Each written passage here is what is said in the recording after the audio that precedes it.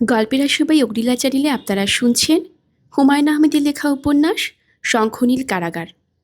আজ রয়েছে এর শেষ পর্ব। আইএ পরীক্ষায় রুনু ফেল করল। বেশ অবাক হলাম। পড়াশোনায় আমরা সব ভাই বোনই ভালো। রুনু নিজে 700 নম্বর পেয়ে মেট্রিকে পাশ করেছিল। অঙ্কে আর ভূগোলে লেটার মার্ক ছিল।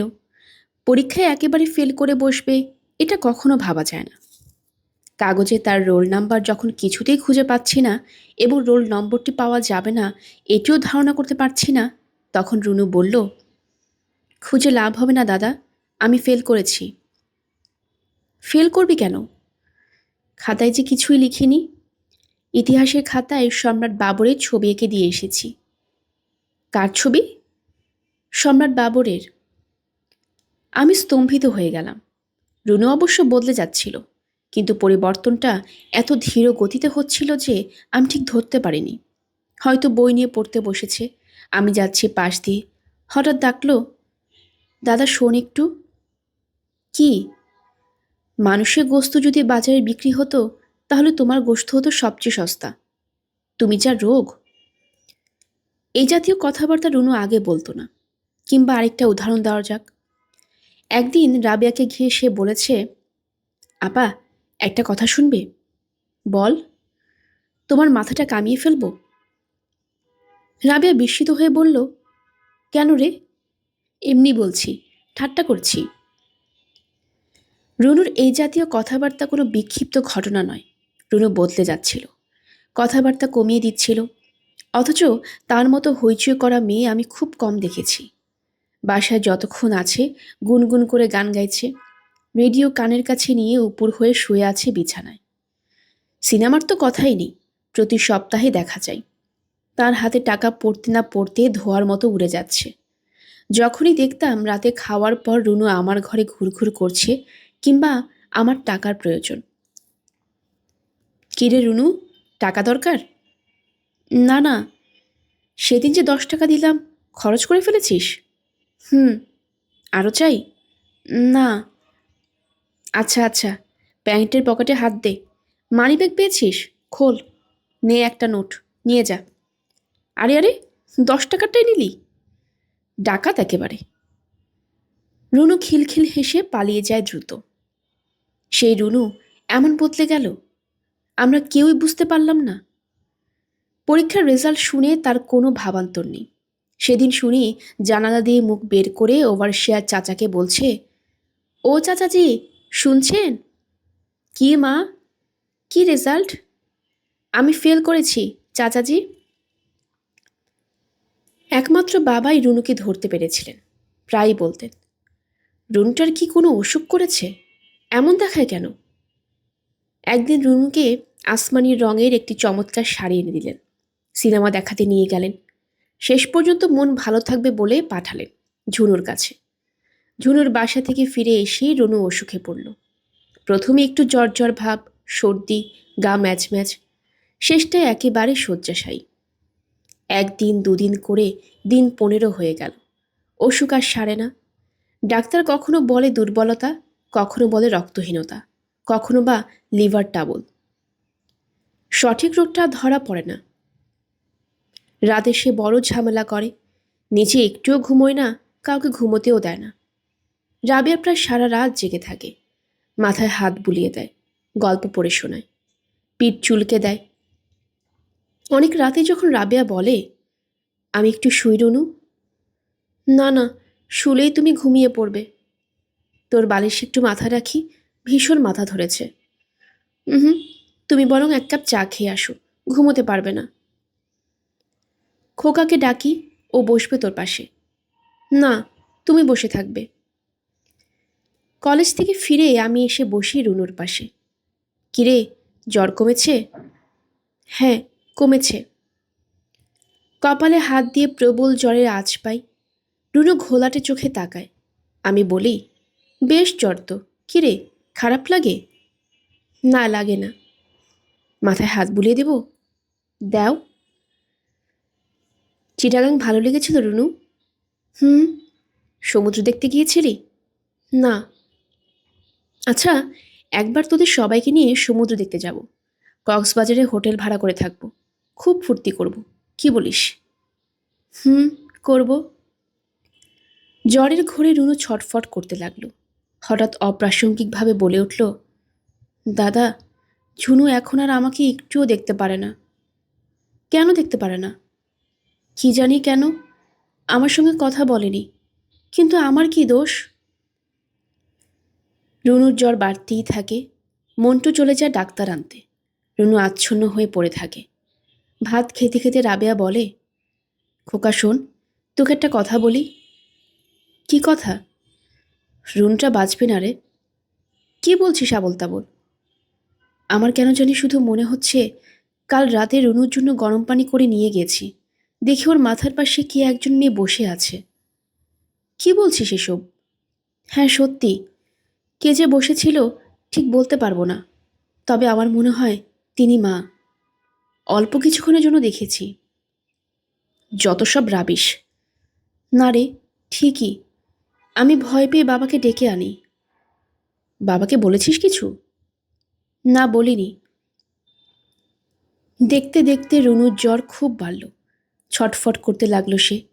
ডাক্তার এসে দুটি ইঞ্জেকশন করলেন, মাথায় পানি ঢালতে বললেন। জ্বরের ঘোরে রুনু ভুল বকতে লাগলো। বেশ করেছেন আপনি। হ্যাঁ বেশ তো, ঠিক আছে ঠিক আছে। কি বলছিস রুনু? রুনু স্বাভাবিক মানুষের মতো বলল, কই দাদা, কিছু বলছি না তো। রাবেয়াকে বলল, আপা, এক গ্লাস পানি আনো, কানায় কানায় ভরা থাকে যেন, আমি সবটা চুমুক দিয়ে খাবো। রুনু এক চুমুক পানি খেল। খুব স্বাভাবিক গলায় ডাকল, বাবা। এই তো আমি। কি মা? একটু কোলে নেন না। বাবা রুনুকে কোলে নিলেন। বাবার পা কাঁপছিল। আমি বাবার একটা হাত ধরলাম। রুনুটা এই কদিনে ভীষণ রোগা হয়েছে। বাবার পিঠের ওপর তার দুটি শীর্ণ হাত আড়াআড়ি ঝুলছে। রুনু বলল, বাবা, বাইরে চলেন, বাইরে যাব। সবাই বাইরে এসে দাঁড়ালাম। সে রাতে খুব জ্যোৎস্না হয়েছিল। জাম গাছের পাতা চিকচিক করছিল জ্যোৎস্নায়। উঠোনে চমৎকার সব নকশা হয়েছিল গাছের পাতার ছায়ায়। রুনু ফিসফিস করে বলল, বাবা, কাল রাতে আমি মাকে দেখেছি। মা আমার মাথার পাশে এসে বসেছিলেন। আমি কি মারা যাচ্ছি বাবা? না মা, ছি, মারা যাবে কেন? তোমরা কি রাগ করেছো আমার উপর? রাগ করব কেন? মিষ্টি মা আমার। বাবা চুমু খেলেন রুনুর পিঠে। রুনু বলল, আমি যে আরেকটি ছেলেকে চিঠি লিখেছিলাম। রাবেয়া রুনুকে কোলে নিয়ে বসে আছে। বাবার মন্টু গেছে ডাক্তার ডেকে আনতে। রুনুর চোখ বড় বড় করে তাকিয়ে আছে আমাদের দিকে। তার ফর্সা সরু আঙ্গুল থরথর করে কাঁপছে। সবাই বুঝতে পারছি রুনু মারা যাচ্ছে। রুনু মারা যাবার পর আমার মনে হলো মায়ের মৃত্যু আমি ঠিক অনুভব করতে পারিনি। মা যখন মারা যান তখন অনেক রকম দুশ্চিন্তা ছিল। নিনুকে কে মানুষ করবে, ঘর সংসার কি করে চলবে। কিন্তু এখন কোনো দুশ্চিন্তা নেই। রুনুর জন্য কোনো কিছু আটকে থাকার কথা ওঠে না, কিন্তু সমস্তই যেন আটকে গেল। রুনুর কথা প্রতি মুহূর্তের জন্য ভুলতে পারি না। মনে হয় গভীর শূন্যতায় ক্রমাগত তলিয়ে যাচ্ছি। অসহ্য বোধ হওয়ায় লম্বা ছুটি নিয়েছি। দীর্ঘ অবসর সময়ও কাটে না কিছুতেই। একবার ভাবলাম বাইরে কোথাও যাই। কতদিন রুনুকে নিয়ে বাইরে যেতে চেয়েছি। সীতাকুণ্ডের চন্দ্রনাথ পাহাড়, কক্সবাজার, দিনাজপুরের পঞ্চগড়, কিন্তু যাওয়া হয়ে ওঠেনি। আজ একা করে কি করে যাব? কিছুই ভালো লাগে না। শুয়ে শুয়ে দীর্ঘ সময় কাটে। বাবা তার ছোট ঘর থেকে কখনোই বের হন না। তার হাঁপানি বড্ড বেড়েছে। মন্টু যে কখন আসে কখন যায় বুঝতে পারি না। শুধু নিনু দাপাদাপি শোনা যায়। সে খেলে আপন মনে, পাগলের মতো কথা বলে একা একা। একদিন রুনুর ছোট্ট ট্রাঙ্কটা খুলে ফেললাম। কত কি সাজিয়ে রেখেছে সেখানে। প্রথম বেতন পেয়ে তাকে 10 টাকার নোট দিয়েছিলাম একটা। নোটের উপর লিখে দিয়েছিলাম, প্রিয় রুনুকে ইচ্ছে মতো খরচ করতে। রুনু সেটি খরচ করেনি, যত্ন করে রেখে দিয়েছে। একটি অতি চমৎকার মোমের পুতুল, আগে কখনো দেখিনি। কোত্থেকে এনেছিল কে জানে।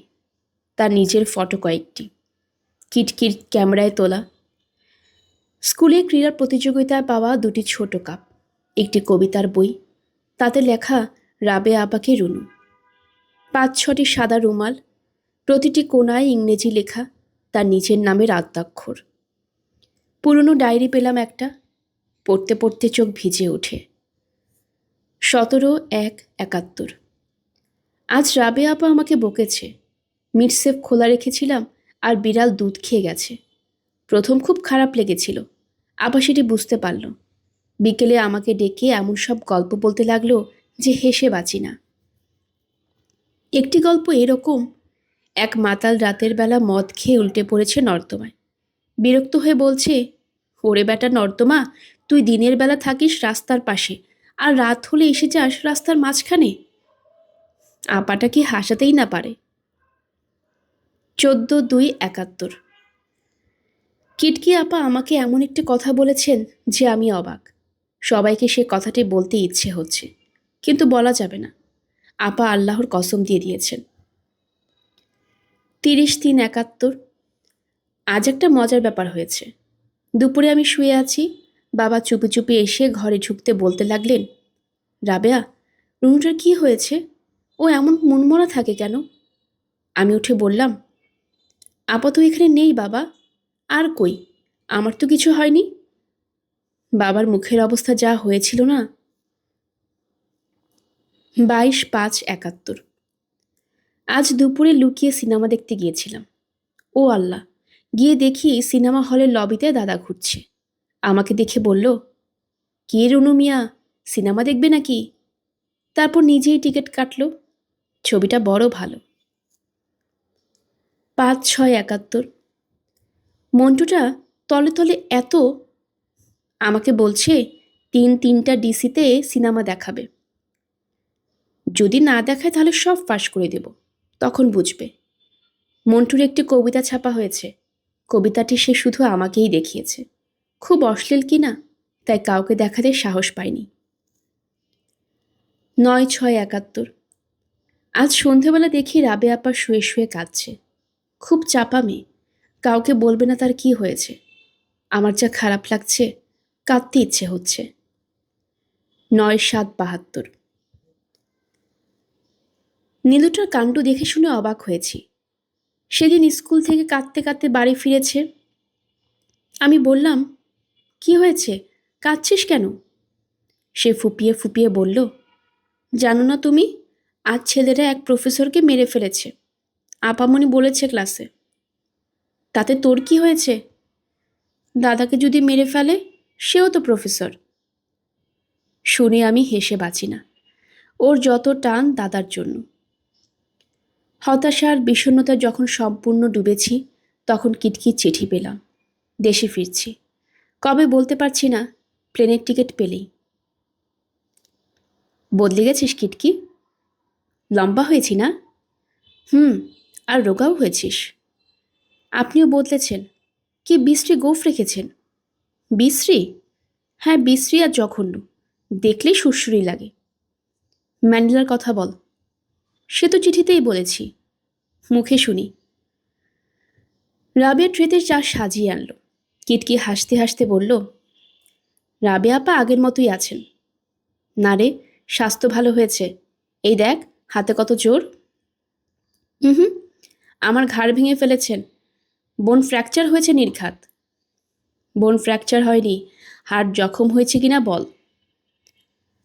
রাবেয়া হাসতে হাসতে চলে গেল। কিটকি বলল, রুনুর কথা বলেন। না, রুনুর কথা থাক। মন্টুর নাকি একটা কবিতার বই বেরিয়েছে। হ্যাঁ, কিছু কিংসুক নাম। তোমাকে নিশ্চয়ই দেবে 1 কপি। কেমন হয়েছে? আমি কবিতার কি বুঝি, তবে সবাই ভালো বলেছে। আপনার প্রফেসরের কি খবর? খবর নেই কোনো। বেতন বেড়েছে, ব্যাংকে কিছু জমেছে, খরচপত্র তো বিশেষ তেমন কিছু নেই। রাবেয়া আপা শেষ পর্যন্ত বিয়ে করলেন না? না। কেন? রাবেয়া করতে চাইল না, বাবা খুব চেষ্টা করেছিলেন। কিটকি অনেকক্ষণ থাকলো বাসায়। দুপুরে আমাদের সঙ্গে ভাত খেলো, বিকালে চা খেয়ে চলে গেল। কিটকিকে অন্যরকম লাগছিল। ছেলে মানুষের যা ছিল ধুয়ে মুছে গেছে। ভারী সুন্দর হয়েছে দেখতে, চোখ ফেরানো যায় না এমন। সারা সন্ধ্যা কিটকির কথা ভাবলাম। ছোটবেলা কিটকি আমার জন্য এক ধরনের আকর্ষণ অনুভব করত। এখনও করে কিনা কে জানে। তাকে সরাসরি কিছু বলার মতো সাহস আমার নেই, কিন্তু বড় জানতে ইচ্ছে করে। রাত 10টার দিকে রাবেয়া আমার ঘরে এলো। কিরে, জেগে আছিস? রাবেয়া চুল আঁচড়াতে আঁচড়াতে খাটে বসলো। চিরুনি কামড়ে ধরে বেনি পাকাতে লাগলো। খুব লম্বা চুল তো তোর। হুম, একটা বেনি কেটে নিয়ে যে কেউ ফাঁস দিতে পারবে। প্রেমের ফাঁস বল। কিটকিকে দেখে খুব রস হয়েছে না? মন পেয়েছিস কিটকির? রমণীর মন সহস্র বৎসরেও সখা সাধনার ধন। তোর সাধনাই বা কম কি? 5 বছরের অনেক লম্বা সময়। রাবেয়া চুপচাপ বসে থাকলো কিছুক্ষণ, তারপর বলল, খোকা, তোর কাছে একটা কাজে এসেছি। কি কাজ? আমাকে কলেজে ভর্তি করিয়ে দে, কিছু পড়াশোনা করি। এতদিন পর হঠাৎ? এমনি ইচ্ছে হলো। সাড়ে কটা মাস্টার রেখে দিস, কিছু তো ছাই মনেও নেই। আচ্ছা দেব। আবার ছেড়ে দিবে না তো? না, ছাড়বো না। ঝুনুর ছেলে হবে, যাতে কেউ গিয়ে তাকে নিয়ে আসে, সেজন্য সে সবার কাছে চিঠি লিখেছে। তারা আসতে দেবে কিনা কে জানে। মোটেই ভালো ব্যবহার করছে না তারা। রুনু মারা যাবার পরও আসতে দেয়নি। তবু বাবা যাচ্ছেন আনতে, সঙ্গে রাবেয়াও যাবে।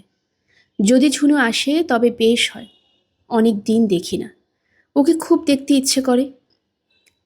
রাবেয়া কলেজে ভর্তি হয়েছে। উৎসাহ নিয়ে রাত জেগে পড়ে। ছুটির দিনগুলি ছাড়া তাকে পাওয়াই যায় না। রোববারে ফুর্তি হয় এই কারণে। সবাই রোববারের জন্য মনে মনে অপেক্ষা করি। মন্টু এক দৈনিক পত্রিকা অফিসের সহ সম্পাদক হয়েছে। বেশ ভালো বেতন। বিয়েটাও পাশ করেনি, কিন্তু বেশ গুছিয়ে ফেলেছে। অবাক হওয়ারই কথা, তার দ্বিতীয় বই শুধু ভালোবাসার সাহিত্য পুরস্কার পেয়েছে। মন্টু এখন নামী ব্যক্তি, অনেকেই তার কাছে আসে। মন্টু তো বাসাতেই থাকে কমই, বাবা গিয়ে তাদের সঙ্গে আলাপ করেন। এ ব্যাপারে বাবার উৎসাহ প্রায় সীমাহীন। কোন পত্রিকায় কি লিখল তা তিনি অসীম ধৈর্য নিয়ে খোঁজ রাখেন। সযত্নে পেপার কাটিং জমিয়ে রাখেন। মন্টুর কাছেই শুনেছি একদিন বাবা নাকি কোনো বইয়ের দোকানে ঢুকে অত্যন্ত গম্ভীর হয়ে জিজ্ঞেস করেছেন, আপনার লেখে কি কিছু কিংসুক কবিতার বইটি আছে? দোকানি জবাব দিয়েছে, না নেই।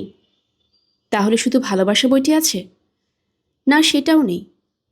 বাবা রেগে গিয়ে বলেছেন, ভালো ভালো বইই নেই, আপনারা কেমন দোকানদার? মন্টুর সঙ্গে কবিতা নিয়ে আলাপ করতেও তার খুব উৎসাহ। মন্টু এ ব্যাপারে অত্যন্ত লাজুক বলেই তিনি সুযোগ পান না। সত্য মিথ্যা জানি না, শুনেছি বাবা ওভারসিয়ার কাকুর বড় ছেলের বউকে প্রায় মন্টুর কবিতা আবৃত্তি করে শোনান। এই মেয়েটিকে বাবা খুব পছন্দ করেন। মেয়েটির চেহারা অনেকটা রুনুর মতো। পেছন থেকে দেখলে রুনু বলে ভ্রম হয়। নিনু অনেক বড় হয়েছে। সেদিন তাকে নিয়ে রাস্তা বেরোতে এই দুটি ছেলে শীষ দিল। নিনুকে বললাম, নিনু, কোনো বদ ছেলে তোমাকে চিঠি ফিটি লিখলে না পড়ে আমাকে দিয়ে দিবে, আচ্ছা? নিনু লজ্জায় লাল হয়ে ঘাড় নেড়েছে। সেদিন রবিবার, সবার বাসায় থাকার কথা, কিন্তু বাসায় নেই কেউ। বাবা আর রাবেয়া গেছে ঝুনুকে আনতে। মন্টু তার পত্রিকা অফিসে। পত্রিকা অফিসের কাজ নাকি পুলিশের কাজের মতো। ছুটির কোনো হাঙ্গামাই নেই। বাসায় আমি আর নিনু। আমি ভেতরে বসে কাগজ পড়ছি। নিনু বলল, দাদা, একজন ভদ্রলোক এসেছেন। কীরকম ভদ্রলোক? বুড়ো, চোখে চশমা। বেরিয়ে এসে দেখি বড় মামা। অনেক দিন পর দেখা, কিন্তু চিনতে অসুবিধা হলো না। বড় মামা বললেন, আমাকে চিনতে পারছিস? জি, আপনি তো বড় মামা। অনেকদিন পর দেখা, চেনার কথা নয়। তুমিও বড় হয়েছ, আমিও বুড়ো। কি করো এখন? এখানকার এক কলেজে প্রফেসরি করি। বেশ বেশ। বাসায় আর কেউ নেই? খালি খালি লাগছে। জি না, বাবা এবং রাবেয়া গেছেন চিটাগাং। আমার এক বোনের সেখানে বিয়ে হয়েছে। মামা চুপ করে শুনলেন। তাকে দেখে আমি বেশ অবাকই হয়েছি। হঠাৎ করে কেনই বা এলেন? মা বেঁচে নেই যে আসবার একটা কারণ খুঁজে পাওয়া যায়। তাছাড়া মামাকে কেমন যেন লজ্জিত এবং অপ্রস্তুত মনে হচ্ছিল। মামা বললেন, আমার আব্বা, মানে তোমাদের নানা মারা গিয়েছেন দিন 7 হলো। কি হয়েছিল? তেমন কিছু নয়, বয়স তো কম হয়নি তার, 90-এর কাছাকাছি। আজকালকার দিনে এত বাঁচে না কেউ। মামা বলতে বলতে অল্প হাসলেন কি ভেবে। বললেন, আমাকে আসতে দেখে অবাক হয়েছ না? না না, অবাক হব কেন? আপনি চা খাবেন? চা ছেড়ে দিয়েছি, ডায়াবেটিক্সে ভুগছি। আচ্ছা দাও 1 কাপ, চিনি ছাড়া। নিনুকে চায়ের কথা বলে এসে বসতেই মামা বললেন, বাবা শেষের দিকে তোমাদের কথা কেন জানি খুব বলতেন। তিনি সিলেটে আমার ছোট ভাইয়ের কাছে ছিলেন। অসুখের খবর শুনে আমি গিয়েছিলাম। বাবা প্রায়ই বলতেন, ঢাকা গিয়ে তোমাদের এখানে আসতে পান। আগে কখনো এমন বলেননি। মামা চশমার কাজ ঘষতে ঘষতে বললেন, বয়স হলে অনেক ভ্যালুস বদলে যায়, তাই না? জি। শিরিন খুব আদরের ছিল সবার, তবে বড় গোয়ার ছিল। জানো তো, মেয়েদের 2টি জিনিস খুব খারাপ, একটি হচ্ছে সাহস, অন্যটি গোয়ার তুমি। আমি কোনো কথা বললাম না। মামা বললেন, শিরিনের অনেক গুণ ছিল, সাধারণত মেয়েদের থাকে না। যখন সে এখানে চলে আসলো তখন সবাই দুঃখিত হয়েছিলাম। গুণ বিকাশের পরিবেশে প্রয়োজন হয়তো। নিনু চা নিয়ে ঢুকলো। মামা চায়ে চুমুক দিয়ে চমকালেন, এ কি খুকি, চিনি দিয়ে এনেছো যে? নিনু আধ হাত চিব্বা বের করে বলল। মামা বললেন, ঠিক আছে ঠিক আছে, একদিন একটু অনিয়ম হোক না হয়। তোমার এক ভাই শুনেছি খুব নাম করেছে। আমি ঠিক চিনতাম না, কিটকি আমাকে বলল। কিটকি আমার ভাগ্নি, চিনেছ? জি। তোমার বাবা আসলে সবাইকে নিয়ে যাবে আমাদের বাসায়, আমিই নিয়ে যাব। তোমার মার অনেক গয়না ছিল, সব ফেলে এসেছিল, সেগুলোও নিয়ে আসবে। মামা নিনুকে কাছে ডেকে আদর করতে লাগলেন, ফুলের মতো মেয়ে। তুমি যাবে আমার বাসায়? তোমাকে একটা জিনিস দেব। কি জিনিস? একটা ময়ূর, হিল ট্রাক্টে থাকে, এক বন্ধু আমাকে দিয়েছিল। পেখম হয়? হয় বোধ করি, আমি অবশ্য পেখম হতে দেখিনি। আমি বললাম, মামা, মার একটা পুরনো রেকর্ড ছিল নাকি? হ্যাঁ হ্যাঁ, আছে এখনো। তুমি চাও সেটি? শুনতে ইচ্ছে হয় খুব। নিশ্চয়ই নিশ্চয়ই, মারা গান শুনতে ইচ্ছে তো হবেই। পাঠিয়ে দেব আমি, আমার মনে থাকবে। ঝুনুকে শেষ পর্যন্ত আসতে দিল তারা। 3 বছর পর দেখছি।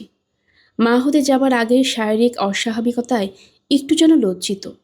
ছেলেবেলার উচ্ছলতা ঢাকা পড়েছে অপরূপ কমনীয়তায়। মোটা হওয়াতে একটু যেন ফর্সা দেখাচ্ছে। দুপুরবেলা সে যখন এসেছে তখন আমি কলেজে। মন্টু পাশের বাড়ি থেকে ফোন করলো আসতে। পরীক্ষণ সংক্রান্ত জরুরি মিটিং ছিল, আসতে পারলাম না। সারাক্ষণই ভাবছিলাম কেমন না জানি হয়েছে ঝুনুটা। সেদিনও একটা চিঠি পেয়েছি, তুমি তো মনে করো বিয়ে করে ঝুনু বদলে গেছে, বাসার কারোর সঙ্গে কোনো যোগ নেই, তাই বাসার কোনো খবরই আমাকে দাও না। রাবে আপার যে জ্বর ছিল সে তো তুমি কিছু লেখোনি, বাবা চিঠিতে জানলাম। আর আমি এত কেঁদেছি, তোমরা সবাই আমাকে প্রায় মনে করেছ এই জন্য। মন্টুর কবিতার বই বেরিয়েছে, মন্টু আমায় পাঠায়নি। আমি নিজে যখন একটা কিনেছি তার 10 দিন পর সে বই পাঠিয়েছে। কেন? আগে পাঠালে কি এমন ক্ষতি হতো? মন্টু তার বইয়ে পেন্সিল দিয়ে লিখেছে, শুক্রন্দোষী বন্ধু ঝুনুকে। আমি বুঝি শুক্রন্দোষী? মন্টুকে হাতের কাছে পেলে কাঁদিয়ে ছাড়ব। সন্ধ্যাবেলা বাসায় এসে শুনি রুনুর পাশে ঝুনু বেড়াতে গেছে। চায়ের পেয়ালা হাতে বারান্দায় একা একা বসে পেপার দেখছি, এমন সময় সে এলো। কি একটা ব্যাপারে ভীষণ খুশি হয়ে হাসতে হাসতে আসছে। আমায় লক্ষ্য করেনি দেখে নিজেই ডাকলাম, ঝুনু, আয় এদিকে। ঝুনু প্রথমে থতমত খেলো, তারপর কিছু বোঝবার আগেই তার হাতের ধাক্কায় আমার হাত থেকে চায়ের পেয়ালা ছিটকে পড়ল। এবং প্রথমেই যা বুঝতে পারলাম তা হচ্ছে ঝুনুটা আমাকে জড়িয়ে ধরে ব্যাকুল হয়ে কাঁদছে। প্রথম উচ্ছ্বাসটা কাটল অল্পক্ষণে, কান্না থামল না। অনেকদিন পর প্রিয় জায়গায় ফিরে আসা, রুনুর মৃত্যু, নিজের জীবনে অশান্তি, সব মিলে যে কান্না, তা একটু দীর্ঘস্থায়ী তো হবেই। আমি বললাম, ঝুনু, চা খা, তারপর আবার কান্না শুরু কর। মন্টু তোকে শুক্রন্দোষী আর কি শুধু শুধু লিখেছে। কাঁদুক, ঝুনু কাঁদুক। অনেকদিন এ বাড়িতে কেউ কাঁদে না। সেই কবে রুনু মারা গেল, খুব কাঁদল সবাই। বাবা গলা ছেড়ে কাঁদলেন। মন্টু আর রাবেয়া ছেলে মানুষের মতো কাঁদল। নিনু চুপি চুপি আমার গলা জড়িয়ে ধরে কাঁদতে কাঁদতে ঘুমিয়ে পড়ল। তারপর আর এ বাড়িতে কান্না কই। নিনু পর্যন্ত ভুলেও কাঁদে না। রাবেয়া হয়তো কাঁদে, আমার তো কখনো চোখে পড়ে না। কাঁদুক ঝুনু। আমি দেখি তাকিয়ে তাকিয়ে শুক্রন্দোষী ঝুনুকে। ঝুনুর সঙ্গে মনে হলো পুরনো দিনগুলো যেন ফিরে এসেছে। আগের মতো হৈ হল্লা করতে লাগলো। নিনুর চুল ঘন হয়ে উঠবে বলে একদিন ঝুনু মহা উৎসাহে নিনুর মাথা মুড়িয়ে দিল। নিনু তার কাটা চুল লুকিয়ে রাখলো তার পুতুলের বাক্সে। এই নিয়ে ফুর্তি হলো খুব। মন্টু ছড়া লিখল একটা নিনুর চুল। নিজের পত্রিকার ছবি দিয়ে ছাপিয়ে ফেলল সেটি।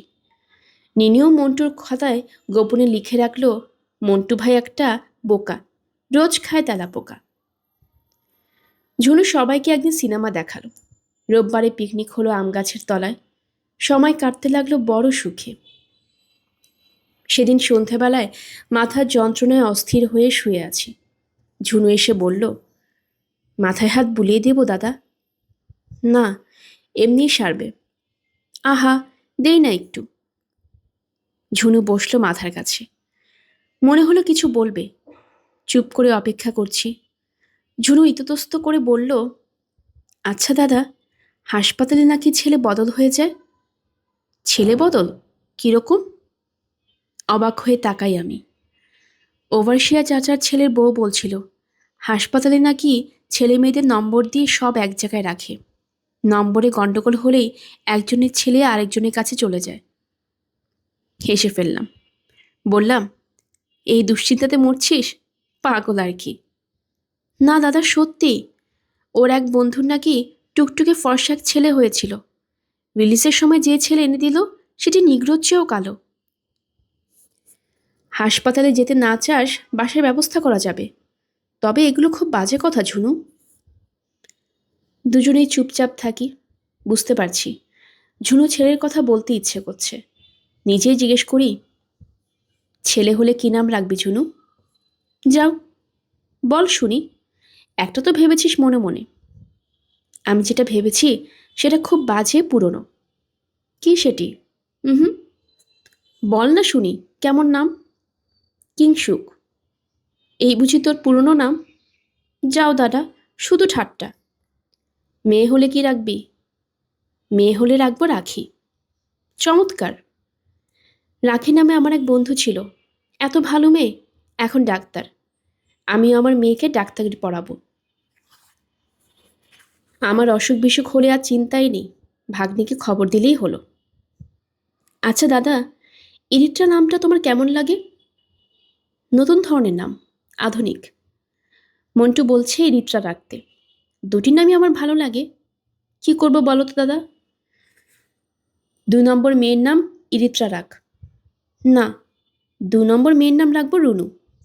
রুনু? হ্যাঁ, তাহলে রুনুর মতো লক্ষ্মী মেয়ে হবে। একটুক্ষণ থেমে ঝুনু কাতর গলায় বলল, রুনুর কথা বড় মনে হয় দাদা। ওকে বড় দেখতে ইচ্ছে করে। রুনুকে আমারও বড় দেখতে ইচ্ছে করে। মাঝে মাঝে রুনু ফটোর দিকে তাকিয়ে থাকি।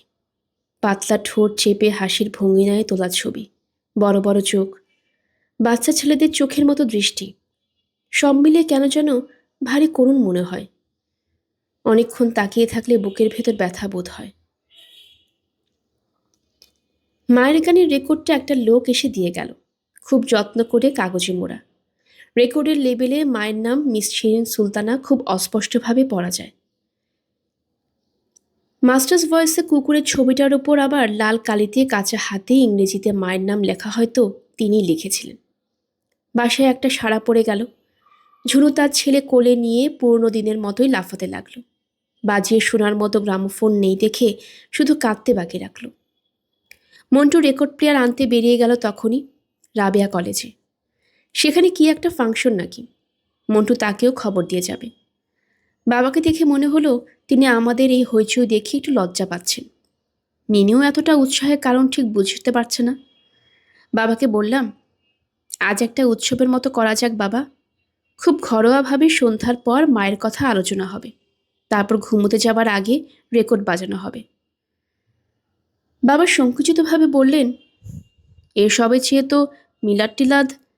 ঝানু সঙ্গে সঙ্গে বাতিল করে বলল, সে পরে হবে, আজ দাদা যা বলছে তাই হোক।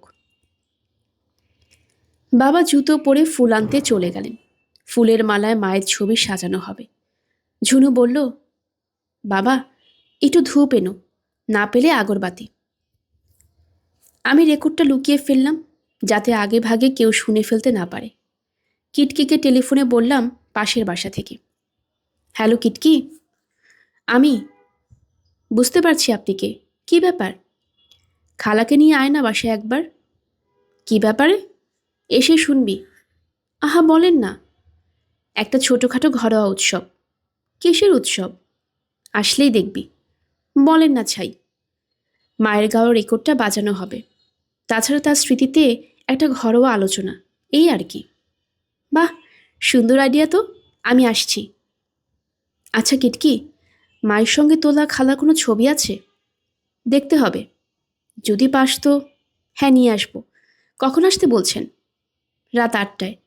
সন্ধ্যাবেলা রাবেয়া রিকশা থেকে পাংশু মুখে নামল। ভীত গলায় বলল, বাসায় কিছু হয়েছে? না, কি হবে? আরে মন্টুটা এমন গাধা, কলেজে আমার কাছে স্লিপ পাঠিয়েছে, বাসায় এসো, খুব জরুরি। আমি তো ভয় মরি, না জানি কার কি হলো। না, কি আর হবে, মায়ের রেকর্ডটা দিয়ে গেছে। তাই নাকি? বলবি তো। বাবা দামি দুটি জরির মালা নিয়ে এলেন। ফুলের মালা পেলাম না রে, অনেক খুঁজছি। মালা দুটি অনেক বড় হলো। ফটোতে দিতে ফটো ছড়িয়ে নিচে অবধি ঝুলতে লাগলো। বসার ঘরটা সুন্দর করে সাজানো হলো। চেয়ার টেবিল সরিয়ে মেঝেতে বিছানা করা হলো। ধূপ পোড়ানো হলো। স্মৃতি হিসেবে মায়ের পার্কার কলমটা রাখা হলো। এটি ছাড়া তার স্মৃতি বিজড়িত আর কিছুই ছিল না বাসায়। ঠিক 8টায় কিটকি এলো, সঙ্গে খালাও এসেছেন। বেশ কতগুলি ছবিও এনেছেন কিটকি। উৎসবটা কিন্তু যেমন হবে ভেবেছিলাম তার কিছুই হলো না। খালার সঙ্গে তোলা মায়ের ছোটবেলার ছবিগুলো দেখলাম সবাই। মায়ের কথা কিছু বলবার জন্য অনুরোধ করতেই খালা তার নিজের কথাই বলতে লাগলেন। ছোটবেলায় কেমন নাচতে পারতেন, কেমন অভিনয় করতে পারতেন, তার করা ইন্দ্রাণীর পার্ট দেখে কোন ডাইরেক্টর তাকে ছবিতে নামার জন্য ঝোলাঝুলি করেছিল, এ জাতীয় গল্প। খারাপ লাগছিল খুব। খালার থামার নাম নেই। শেষটায় কিটকি বলল, আপনি একটু রেস্ট নিন মা, আমরা খালার জন্য কথা শুনি।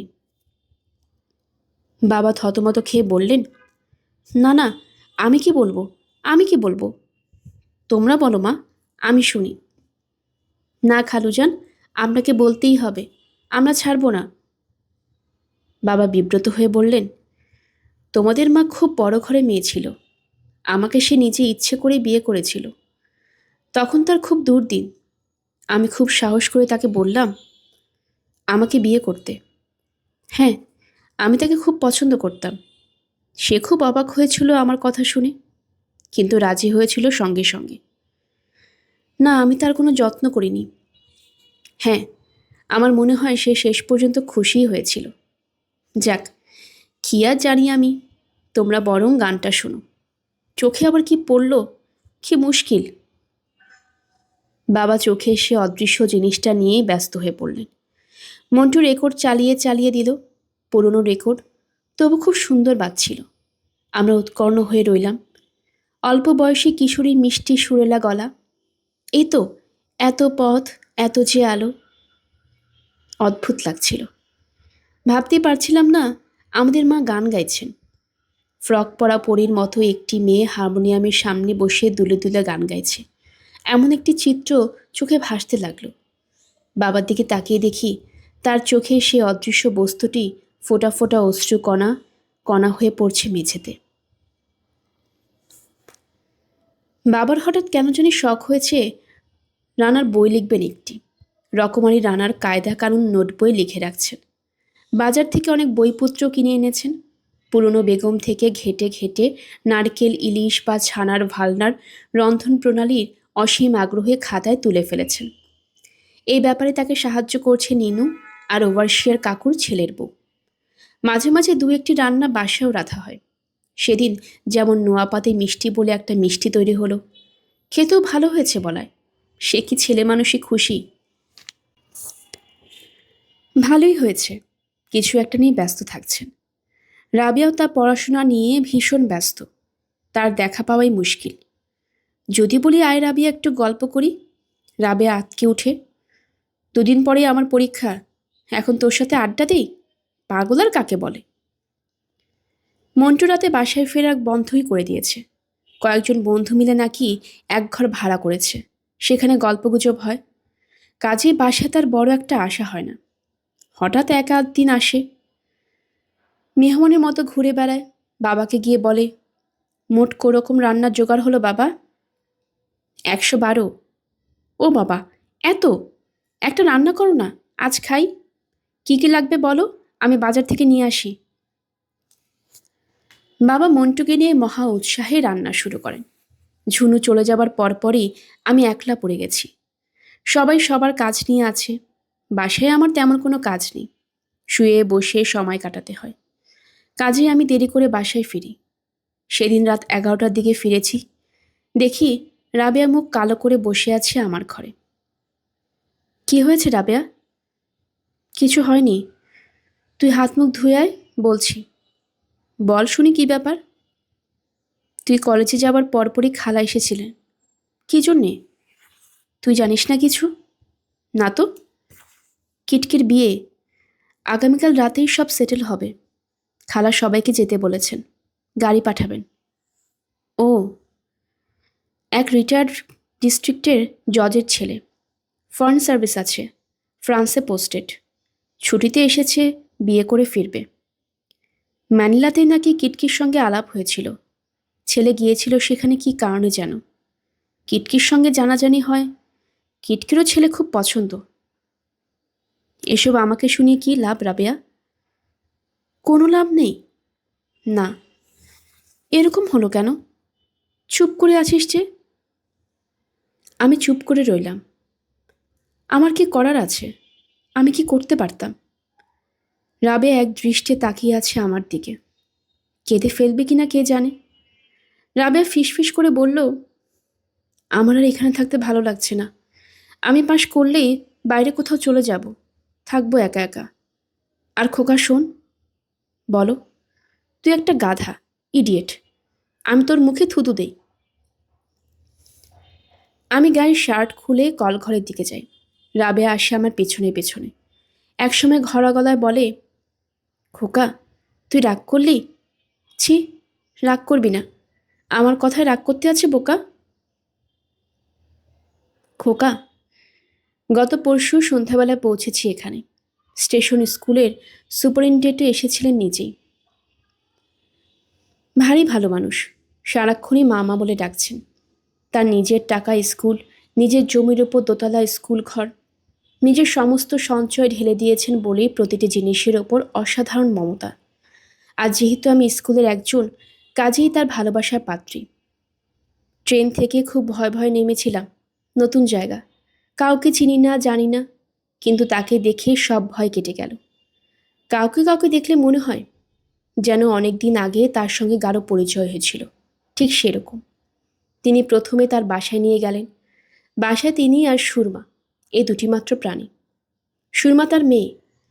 রাতের খাওয়া সেরে তিনি আমাকে হোটেলে পৌঁছে দিলেন। 17 জন ছাত্রী থাকে সেখানে। আমি হয়েছি তাদের হোস্টেল সুপারিনটেন্ডেন্ট। ছোট একটা লাল ইটের দালান,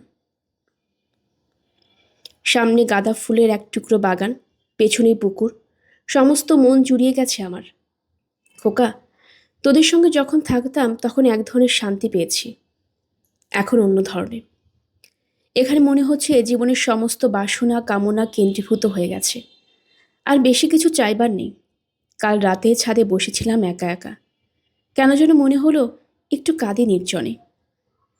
মার কথা ভেবে, রুনুর কথা ভেবে দু এক ফোঁটা চোখের পানি ফেলি, কিন্তু একটুও কানা আসলো না।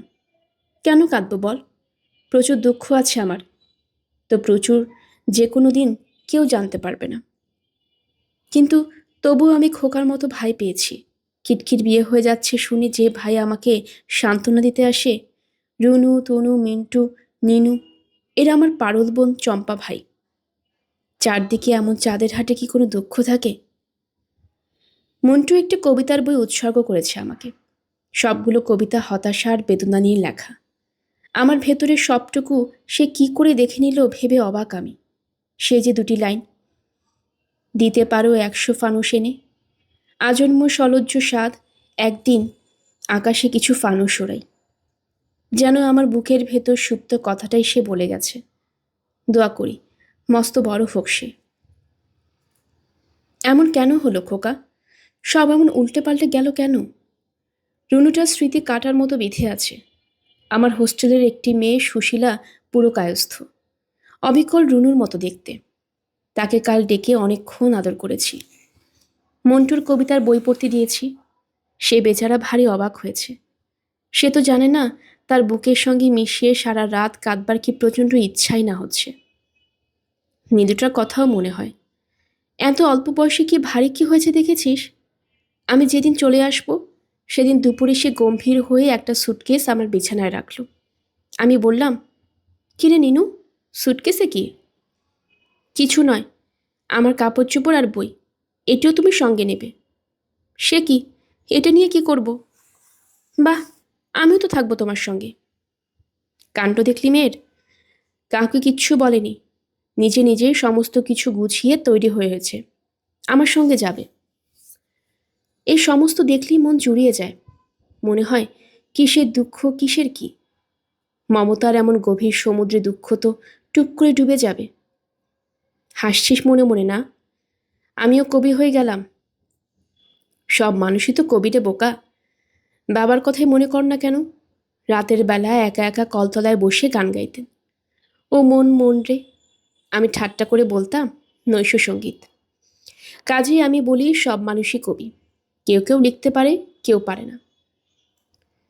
তোর খুব বড়লোক হবার শখ ছিল, তাই না খোকা? ঠিক ধরেছি তো? আমি তোকে বড়লোক করে দিই কেমন? রেজিস্ট্রি করে একটা চেক পাঠাচ্ছি, 2-1 দিনের ভেতরে পেয়ে যাবি। কত টাকা আন্দাজ কর তো? তুই যত ভাবছিস তার চেয়ে অনেক বেশি। চেক পেয়ে জানাবি। না রে, ঠাট্টা করছি না। আগের মতো কি আর আছি? ঠাট্টা তামাশা একটুও পারি না এখন। টাকাটা আমি তোকে দিলাম খোকা, আমার আর দেবার মতো কি আছে বল? তোর খুব ধনী হওয়ার শখ ছিল, সেই শখ মেটাতে পারছি বলে ভারী আনন্দ হচ্ছে। খুব যখন ছোট ছিলি তখন একবার ফুটবল কেনার শখ হয়েছিল তোর। মার কাছে সাহস করে তো কিছু চাইতি না, আমাকে সে বললি কানে কানে। আমি টাকা পাবো কোথায়? যা কষ্ট লাগলো। এখন পর্যন্ত বাচ্চা ছেলেদের ফুটবল খেলতে দেখলে বুক ব্যথায় টনটন করে। তোর নিশ্চয়ই মনে নেই সেই সব। সোনা ভাই আমার, এই টাকাটাই সমস্তই তোর, যেভাবে ইচ্ছে খরচ করিস। নিনু, ঝুনু, মন্টু আর বাবাকে ভাগ করে দেব ভেবেছিলাম, কিন্তু তাদেরকে দেওয়া আর তোকে দেওয়া একই। ভেবে দেইনি। কোত্থেকে পেয়েছি? তুই কি ভাবছিস আগে বল। না রে, চুরি করিনি, আমাকে কেউ ভিক্ষেও দেয়নি, এ আমার নিজের টাকা। মার কথা সময় হলে তোকে বলবো বলেছিলাম না, এখন বলছি, তাহলে বুঝবি কি করে কি হয়েছে। বাবার সঙ্গে বিয়ের আগে তার আবিদ হোসেনের সঙ্গে বিয়ে হয়েছিল। তাদের একটি মেয়েও হয়েছিল, ছাড়াছাড়ি হয়ে যায়। কী জন্যে তা তো জানার দরকার নেই। বাবা মাকে বিয়ে করে নিয়ে আসেন পরপরই। বুঝতেই পারছিস আমি হচ্ছি সেই মেয়ে। খুব অবাক না? আমার সেই বাবা ভদ্রলোক এতদিন ঢাকাতেই ছিলেন, সব ছেড়ে ছুড়ে দিয়ে কিছুদিন হলেও বাইরে চলে গেছেন। যাবার আগেই টাকাটা দিয়ে গেছেন আমাকে। সেই লোকটিও ভালো ছিল রে, আসতো প্রায়ই আমাদের বাসায়। দেখিসনি কোনো দিন? নীল রঙের কোট পরতো, গলায় টকটকে লাল রঙা টাই। আমাকে ডাকতো ইমা বলে। গল্পের মতো লাগে না? 11 বছর বয়স থেকে আমি জানি সব। কেমন লাগে তখন বলতো? তোদের যিনি বাবা, আমি নিজেই তাকে বাবা বলেই ভেবেছি। আর তিনি একটুও বুঝতে দেননি কিছু। সেই যে একবার কলেজে আমাকে মা কালী ডাকলো, তোরা সবাই দুঃখিত হলি। বাবা কি করলেন বলতো? তিনি রাতের বেলা আমাকে ডেকে নিয়ে গেলেন বারান্দায়। ইতস্তত করে বললেন, ইয়ে মা, রাখতো এটা। কি বাবা?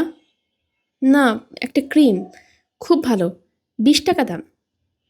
তাকে দেখি চ্যাপটা মুখের বোতল, একটা মুখের ওপর লেখা 7 ডে বিউটি প্রোগ্রাম। চোখে পানি এসে গেল আমার। সেই কৌটোটা এখনও আছে আমার কাছে, ভারী মূল্যবান সেটি। যেন বাবা 20 টাকায় একটা কৌটা পেয়েছেন, ভালোবাসায় কিনে এনেছেন। জন্মে জন্মে এমন লক্ষ্মী বাবা হিসেবে পেতে চাই আমি। মানুষ তো কখনো খুব বেশি কিছু চায় না, আমি নিজেও চাইনি। মাঝে মাঝে মনে হয়, না চাইতে তো অনেক পেয়েছি। কিটকি ভুল করলো, কি করবি বল? ভুলে যেতে বলি না, ভুলবি কেন? রুনুকে কি আমরা ভুলতে পারি? না ভোলা উচিত? কিটকি ভারী ভালো মানুষ, মেয়েটি যেন সুখী হয়। এখনও তো তার বয়স হয়নি, বুঝতেও শেখেনি কিছু, কষ্ট লাগে ভেবে। মার কথা তোর মনে পড়ে খোকা? চেহারা মনে করতে পারিস? আমি কিন্তু পারি না। স্বপ্নও দেখি না বহুদিন, খুব দেখতে ইচ্ছে হয়। জানি মার প্রতি তোদের সবার একটা অভিমান আছে। তোদের ধারণা মা কাউকে ভালোবাসতে পারেনি। হয়তো সত্যি, হয়তো সত্যি নয়। ছোট খালা একদিন মাকে জিজ্ঞেস করেছিল, শিরিন, তুমি তোমার ছেলে মেয়েদের একটুও দেখতে পারো না? মা জবাবে হেসে বলেছেন, এদের এমন করে তৈরি করে দিচ্ছি যাতে ভালোবাসার অভাবে কখনো কষ্ট না পায়। মা আমারও দুঃখী ছিল রে খোকা। মেয়ে মানুষের মতো দুঃখ তো বলে বেড়াবার নয়, ঢেকে রাখবার। চিরদিন তিনি তাই রেখে গেছেন, তোরা জানতেও পারিসনি। এত গান পাগল মা 23 বছরে একটি গানও গেল না। প্রথম স্বামীকে ভুলতে পারেনি। যদি পারত তবে জানতো সুখের স্বাদ কত তীব্র। যাই হোক, যা চলে গেছে তা গেছে। যারা বেঁচে আছে তাদের কথাই ভাবি। কিছুক্ষণ আগে নিচে ঘন্টা দিয়েছে, খেতে যাবার সংকেত। আমার ঘরে খাবার দিয়ে যায়, তবু নিচে গিয়ে একবার দেখে আসি। আজ আর খাবো না, শরীরটা ভালো নেই। একটু যেন জলঙ্গুল লাগছে। মাঝে মাঝে অসুখ হলে মন তো লাগে না। অসুখ হলেই অনেক ধরনের চিন্তা আসে, যেগুলি অন্য সময় আসে না। হোস্টেলে খুব কাছ দিয়ে নদী বয়ে গেছে, সুন্দর নাম। এই মুহূর্তে মনে আসছে না, রাতের বেলা সার্চলাইট ফেলে ফেলে লঞ্চ যায়, বেশ লাগে দেখতে। দেখতে পাচ্ছি লঞ্চ যাচ্ছে আলো ফেলে। তোরা ঢাকায় থেকে তো এসব দেখবি না। আজ এই পর্যন্ত থাক। শরীর দিকে লক্ষ্য রাখিস, বাজে সিগারেট টানবি না। কম খাবি, কিন্তু দামি হতে হবে। টাকার ভাবনা তো নেই। ছোটবেলায় চুমু খেতাম তোর কপালে, এখন তো বড় হয়ে গেছিস, তবুও দূর থেকে চুমু খাচ্ছি। তোর রাবে আপা। ঠিকানা সুপারিনটেন্ডেন্ট গার্লস হোস্টেল, আদর্শ হাই স্কুল, পোস্ট অফিস কলসহাটি, জেলা ময়মনসিংহ। গভীর রাতে ঘুম ভেঙে যায় প্রায়ই। ছাড়া ছাড়া অর্থহীন স্বপ্ন দেখতে দেখতে হঠাৎ জেগে উঠি। পরিচিত বিছানায় শুয়ে আছি, এই ধারণা মনে আসতেও সময় লাগে। মাথার কাছের জানালা মনে হয় সরে গিয়েছে পায়ের কাছে। তৃষ্ণা বোধ হয়। টেবিলে ঢাকা দেওয়া পানির গ্লাস হাত বাড়িয়ে টেনে নিলেই হয়, অথচ ইচ্ছে হয় না। কোনো কোনো রাতে অপূর্ব জ্যোৎস্না হয়, সারা ঘর নরমালায় ভাসতে থাকে। ভাবি, একা একা বেড়ালে বেশ হতো। আবার চাদর মুড়ি দিয়ে নিজেকে গুটিয়ে ফেলি, যেন বাইরের উথাল পাথাল চাঁদের আলোর সঙ্গে আমার কোনো যোগ নেই। মাঝে মাঝে বৃষ্টি নামে, একঘেয়ে কান্নার সুরের মতো সে শব্দ আমি কান পেতে শুনি। বাতাসে জাম গাছের পাতায় সরাসরি শব্দ হয়। সব মিলিয়ে হৃদয় হাহা করে ওঠে। আদিগন্ত বিস্তৃত শূন্যতায় কি বিপুল বিষণ্ণতা না অনুভব করি। জানালার উপাসে অন্ধকারে থেকে আমার সঙ্গীরা আমায় ডাকে। একদিন যাদের সঙ্গ পেয়ে আজ নিঃসঙ্গতায় ডুবছি। শঙ্খনীল কারাগার রফিক কায়সারের একটি কবিতার নাম। কবির অনুমতিক্রমে নামটি পুনর্ব্যবহৃত হল।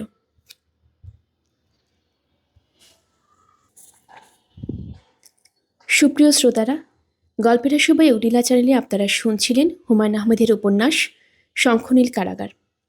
আজ ছিল শেষ পর্ব। গল্পটি আপনাদের কাছে কেমন লেগেছে অবশ্যই আমাকে জানাবেন। আপনার যদি কোনো সাজেশন থাকে সেটিও আমাকে জানাবেন। পরবর্তী নতুন কোনো গল্প নিয়ে আবার হাজির হব। সবাই ভালো থাকবেন। ধন্যবাদ।